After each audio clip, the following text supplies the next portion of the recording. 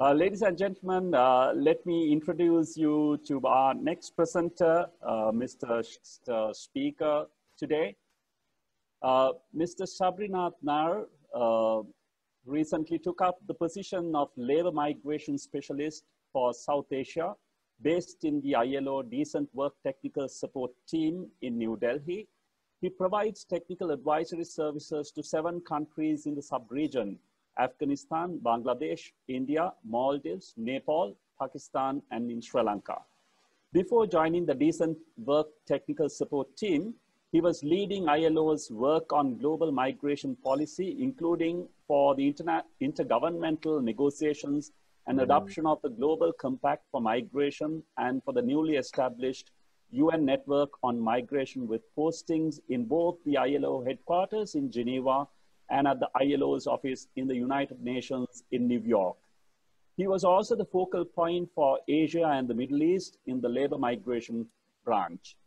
Prior to joining the ILO, Shabri worked with the Swiss Agency for Development and Cooperation, Federal Department of Foreign Affairs, Government of Switzerland. His last posting with the SDC was as Regional Advisor on Migration and Development for South and Southeast Asia, and was based in Dhaka, Bangladesh. He managed programs and projects in 13 countries across Asia and represented Switzerland in regional intergovernmental dialogue on migration, including the Colombo Process, Abu Dhabi Dialogue, Bali Process, ASEAN, and SAARC. While at SDC headquarters in Bern, Shabri was also responsible for the portfolio tasked with coordinating Switzerland's position for the integration of migration in 2030 agenda on sustainable development goals, and was a member of the Swiss delegation to the Global Forum on Migration and Development from 2011 to 2016. He has previously worked with the UN Office of the High Commissioner for Human Rights, the International Organization for Migration, and international NGOs.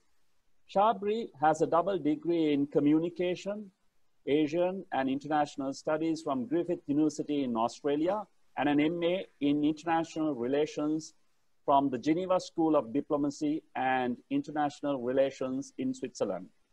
Let me invite Shabri to speak on the future of migrant workers of South Asia. Over to you, Shabri.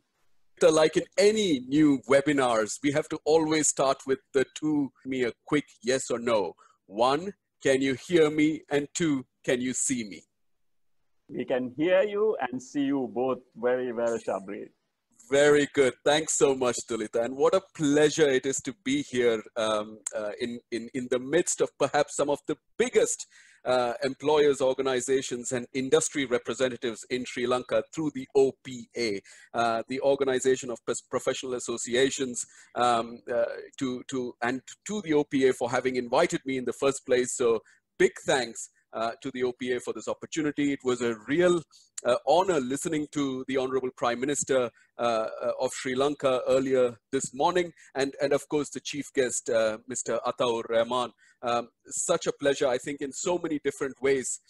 This 33rd annual conference of the OPA is truly blessed in that sense with the inputs from such luminaries in their field, and then to follow Foreign Secretary Arya Sinha, who I listened to very closely with regards to the foreign employment situation in the context of Sri Lanka, and listening to those tremendous perspectives that he was giving, and then following up from there, I realized that I'm filling in big shoes. So I really look forward to engaging you in this conversation. Right. So I have been in the conversations that I've had with OPA colleagues, one of the things that I was asked to focus on was with regards to the future of migrant workers of South Asia. Now, my last trip to Sri Lanka, in fact, my last trip as a UN international civil servant was actually to Sri Lanka in February this year, which is when I last visited. And when I last visited Sri Lanka, we were talking and we were having conversations that was business as usual. You know, life was good. Everybody was up to their regular work, regular day-to-day work. When we got together in the UN or with the government, we were talking about issues that we have been talking about for a number of years prior to this. We were looking at the new elements. We're looking at perspectives going forward. I came back to Delhi, which is where I'm currently based, on the 28th of February. And within 2 weeks after that, borders closed, COVID hit, and life changed. And now, within 3 months of my last visit to Sri Lanka, we are now in a situation where we have to actually truly believe and understand in what we want to achieve for the future of not just Sri Lanka and South Asia, but the world at large. To understand how we must address the future, we therefore must understand what the situation was like before COVID hit us. And for that, I would like to take into consideration a few perspectives for your consideration. One of the big perspectives that we need to always underline our conversations in the form of evidence, in the form of data and numbers. Now, these data and numbers that we are talking about are really across they run across the globe on various different aspects. So let's look at it from the migration perspective for the global and the regional scenarios. As per UN records of September 2019 last year, there are 272 million migrants in the world globally. Out of the 272 million, there are 164 million, this is as per the ILO estimates of 2018, there are 164 million migrant workers. Because we need to always understand that a migrant may not have moved for work. So therefore, we have to understand who has moved or who has moved and reported that they are moving for work, for employment. And so out of those 272 million, we have got 164 million migrant workers. From South Asia alone, and I will focus on 6 countries in South Asia: Afghanistan, Bangladesh, India, Nepal, Pakistan, and Sri Lanka. Those 6 countries alone, there are close to 50 million migrant workers. So 50 million migrant workers out of 164 total global population of migrant workers means that South Asia automatically becomes the biggest hotspot for migrant workers in the world. It becomes the biggest sending region, the biggest destination region to an extent, and even the biggest transit region of migrant workers in the world. So close to 1/3 of the global migrant worker population come from South Asia. So it's important to put those figures in perspective as we go forward into this conversation. What were some of the other elements that we've seen? Most migrant workers, the flows from South Asia are either going to the Middle East, that is to the West, or they are going to Southeast Asia, like Malaysia, Singapore, and so on. Or there are also, let's not forget, migrant workers who move within South Asia. So Sri Lanka, for instance, is as much a receiving country of migrant workers as it is a sending country. So it's important to recognize the flows are also across the board.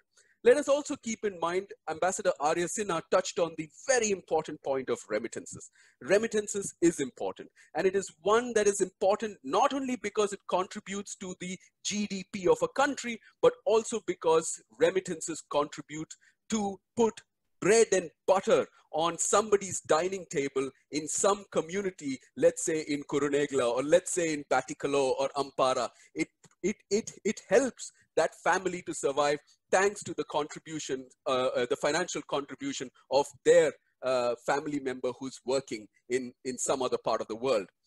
Within that, Afghanistan last year, as per the World Bank estimates, received 4.6% of their GDP came from remittances. Bangladesh, 5.8%, so close to 6% of Bangladesh's GDP came from remittances. India, 2.8%. 2.8% of India's GDP came from remittances. However, in the case of India, we need to always break it down. I come from the state of Kerala, very close to Sri Lanka. It has got perspectives that are very similar to that of Sri Lanka's. So when I come from Kerala now, and when I go to the state government of Kerala and ask them what is the contribution of remittances to the state GDP of Kerala, they say anywhere between 20 and 30% of the state GDP of Kerala comes from remittances. So it's important then in the case of India, at the national level, it may only show 2.8%, but at the state level, if we break it down, it becomes very, very important. In Nepal, close to 27% of the national GDP comes from remittances. In the case of Pakistan, 8%, and again in the case of Sri Lanka, close to 8% of the GDP comes from remittances. So it's very important to recognize these very, very different issues. Now, majority of the flows that I mentioned are across the board in terms of the Middle East, Southeast Asia, and the movement within Asia. What then have we as governments or as countries and the governments in these countries accepted in terms of policies? What kind of policies have there been in place? Let me be the first to tell you, if it hasn't already been mentioned, that Sri Lanka is perhaps the one country in South Asia which has some of the most robust policies on labor migration in South Asia. It is also, there are other countries that would be Bangladesh, Nepal, which have got very good policies in the context of labor migration. And these policies have been played with, they have been constantly reviewed, they have constantly been looked at. But Sri Lanka's policy, which was established in 2008, has been reviewed as of 2018, is now currently in the process of going through an endorsement within the cabinet in Sri Lanka. And I know this is a process that will take some time, but nevertheless, it is important for you to also know that in the case of Sri Lanka's policy, the 2008 policy has now been reviewed. So that's important to talk about policies. Second, when we talk about our migrant workers, what kind of migrant workers are we talking about? Who do we really care about? Who are the people who are contributing in big ways to the economy? Every time sitting here in this kind of a conversation, the very fact that we can have these conversations online, that I can connect with you almost without any seamless issue over a computer standing in my study, makes it show how easily it is accessible. Technology is accessible for people like you and me. But is that the same for that migrant worker who is coming from perhaps situations that are not socioeconomically as influential as ours, as affluential as ours, and then having to go and travel elsewhere to find a livelihood opportunity so as to take care of their families back home? So it's important to understand the categories of skills that migrant workers, that workers are moving with, and majority of them are moving in the semi-skilled or the low-skilled categories. Of course, you have a lot of people who are moving in the high-skilled professional categories, but they are not people who have been affected as a result of COVID. Another point that I think is also important to mention, every time when we talk about migrant workers, you know, there are perspectives that migrant workers automatically link to men. We need to look at the perspective of women. You know, so much so that in India, in 1979, an act was introduced for internal labor migration in India. And that act was literally called Interstate Migrant Work Men Act. That's not the case anymore. Women are also moving and women are also migrating for work. So we need to talk about the feminization of migration. And Sri Lanka perhaps is the best example of feminization for migration in South Asia. Close to 34%, and if I'm not mistaken, as per the latest figures, close to 40% of migrant workers in Sri Lanka of Sri Lanka are women. And it's important to recognize then that this 40% has a huge hand in contributing to that 8% of the GDP that Sri Lanka gets in terms of remittances. And let's not forget, this is just national GDP, but when it goes to the community level, it contributes to health, housing, shelter, education, food. It contributes across the board on a number of issues. It is also important for us to recognize that before we came to COVID, before COVID happened, there was big competition between countries in South Asia. And the competition was because the labor markets that we were looking at were labor markets in the same places in the Middle East or in Southeast Asia.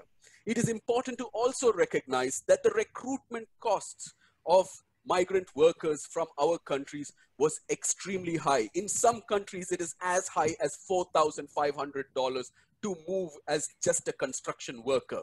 $4,500, and imagine the salaries they get.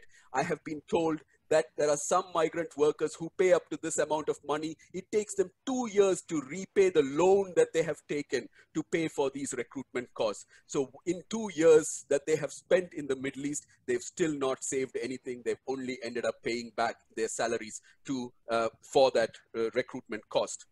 It is important to recognize that bilateral labor migration conversations have become very, very important. Countries of origin and countries of destination are trying to strengthen their bilateral discussions, and this is what happened prior to COVID.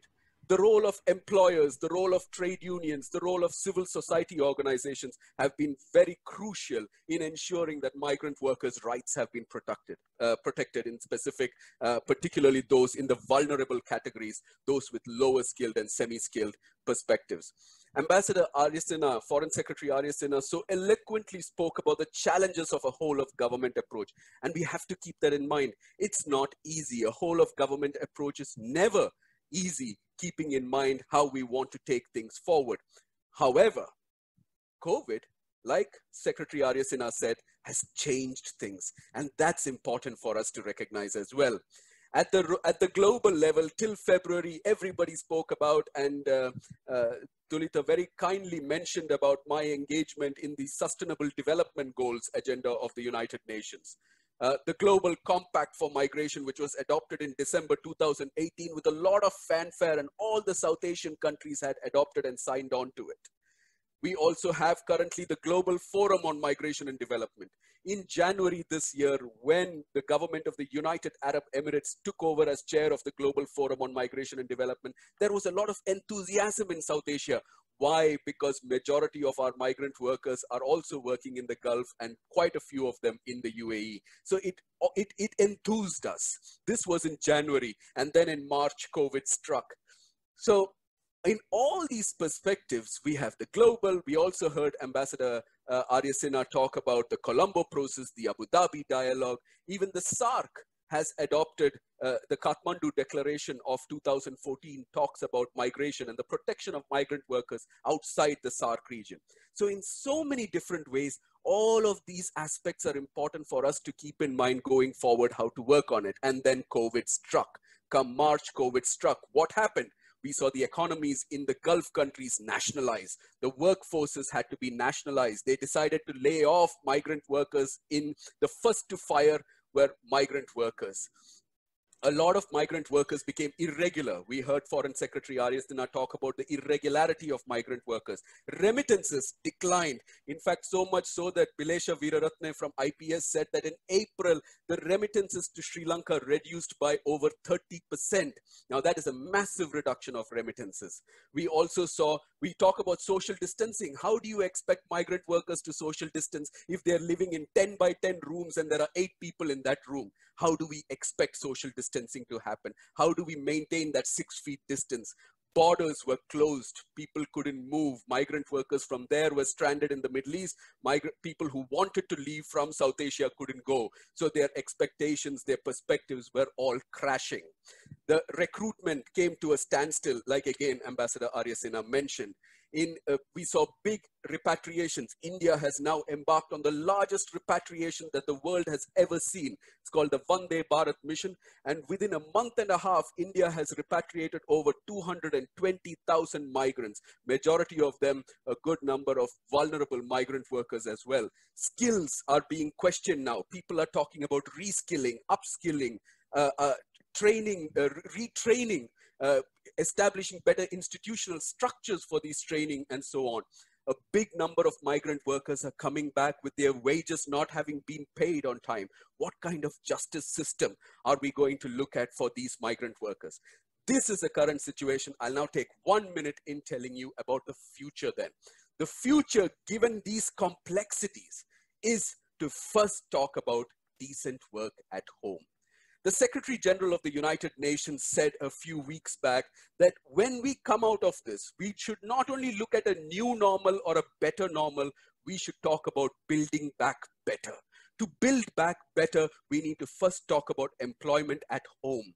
When we talk about reintegration of our migrant workers, let us not forget Sri Lanka is the only country in South Asia, the only country in South Asia that has a policy on return and reintegration of migrant workers. Let's implement that policy. Other countries are also now looking at reintegration very strongly. So it's important that Sri Lanka is ahead of the line and therefore really be able to exploit it to Sri Lanka's advantage. So let's focus on decent work at home.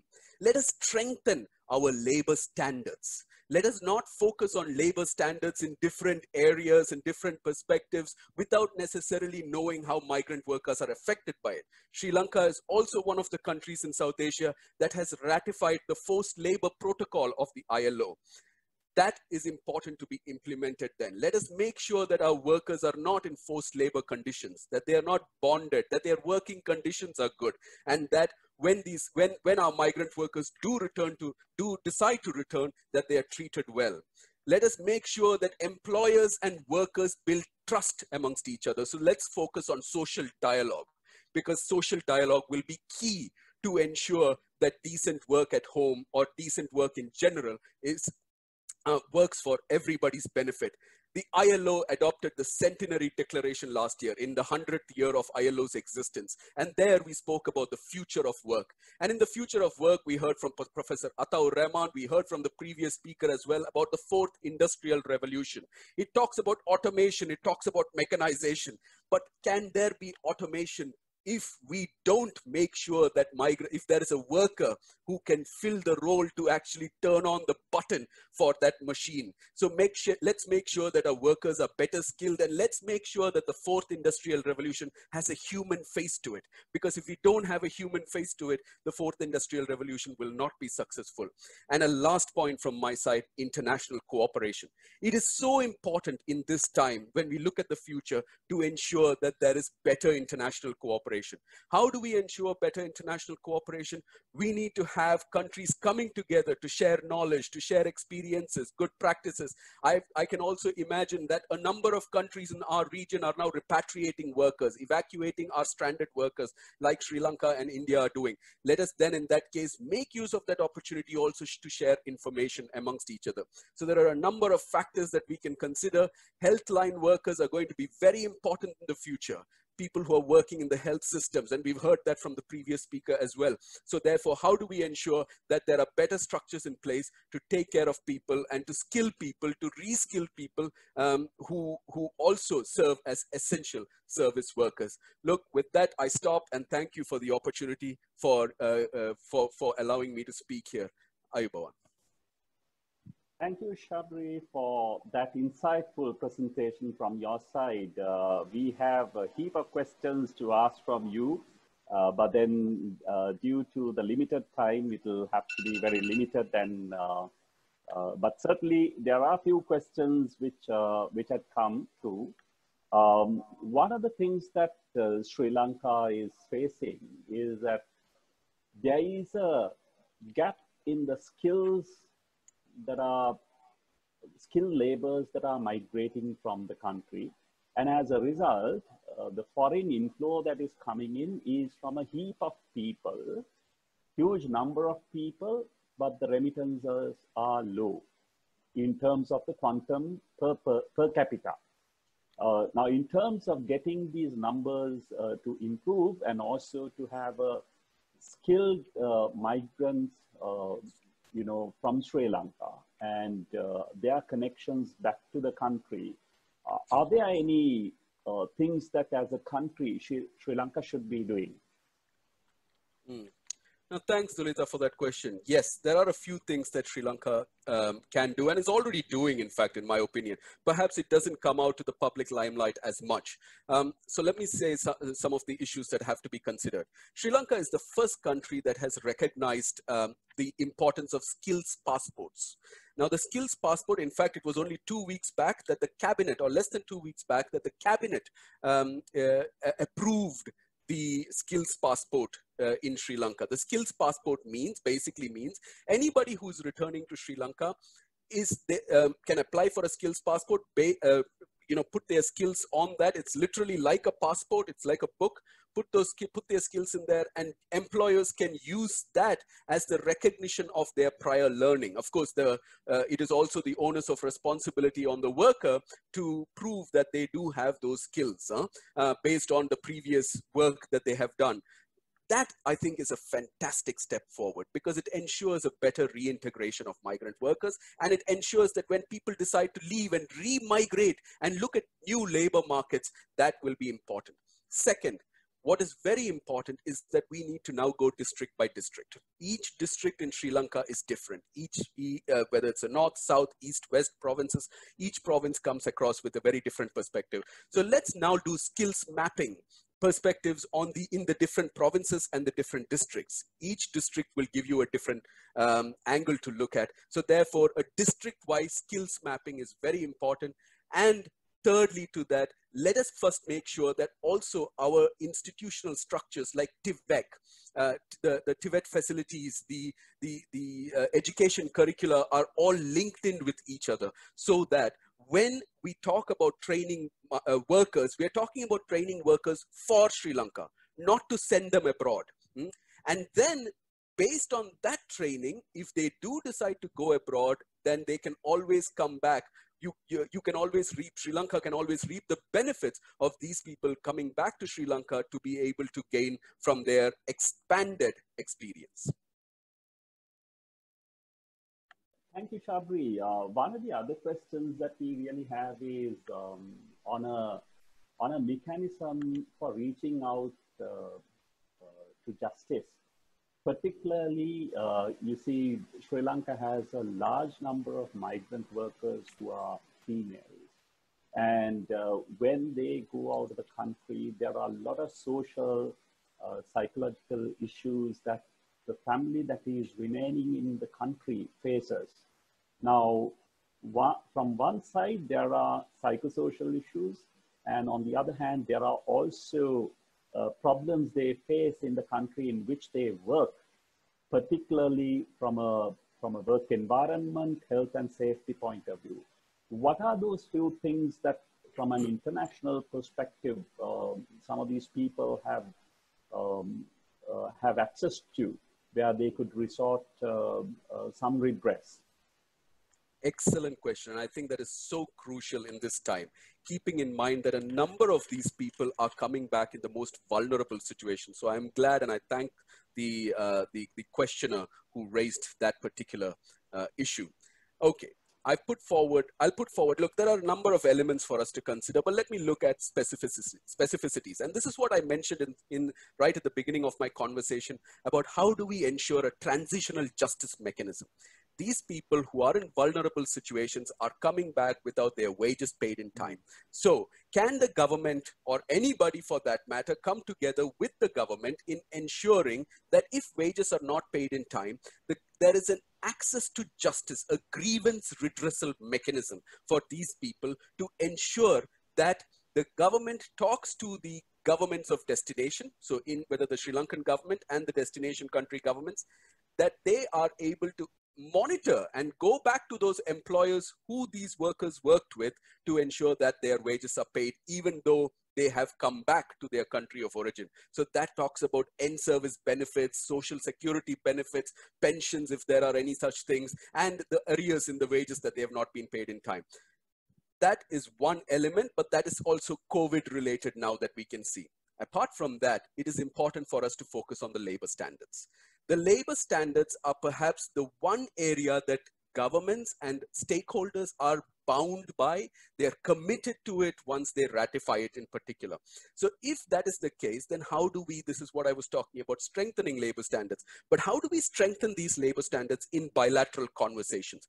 How do we ensure that a person's contract is adhered to? You know, one of the biggest complaints we hear is about wages not being paid on time from migrant workers. And the second biggest complaint that we hear is that contracts are substituted. So workers will sign a contract in a particular country of origin. When they go to the country of destination, they will get a different contract. So how can we ensure that labor standards therefore covers these elements?